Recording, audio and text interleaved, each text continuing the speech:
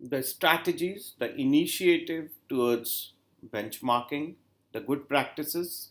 Here we talk about some of the innovative practices done globally in the classroom towards the effective teaching learning mechanism and making a wow feature in the classroom at the same time. So here we have a little reference to some of the innovative ideas being practiced world over in order to make the classroom compatible, engaging, innovative, and interesting for the children to attend. So into innovative education, Finland model we always copy it as like Vaishno Devi ka जैसे होता है ना. Similarly, education is feel it's Vaishno Devi Finland. Let's go and learn something out of it. The blessings, but it's not like that. We need to actually the very very I actually talked with four or five teachers from Finland while I was in Turkey. Just last year, I was invited with one of the universities for a panel discussion or something. So I just asked them, "What makes you so great?" And they simply told me, "Yeah, it's actually the freedom which I get in my classroom. My teachers are free to do anything. They innovate, right? And that's what we need to actually learn about and give them today.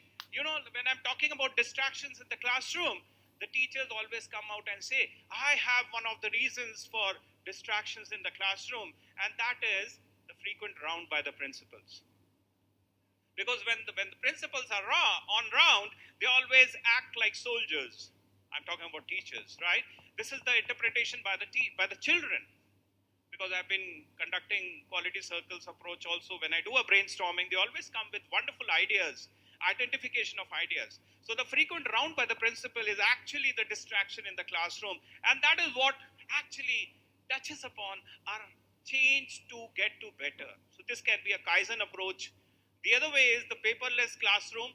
It has been practiced so nicely in other countries. So we can even think of that paperless classroom, but it requires a lot of investment. So maybe the future is not that far when we try to implement the paperless classroom.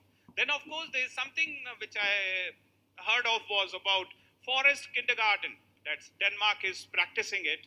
They actually take the children on experiential learning, and that's the approach. So, of course, we can even take them not to the forest, but to the resort at least, in some form or the other, where the children feel a difference, where the children explore something new.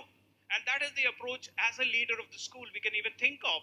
You must have seen that the children are being taken to zoo and other places, forest resorts, for that experiential learning format. And the approach is to cure ignorance.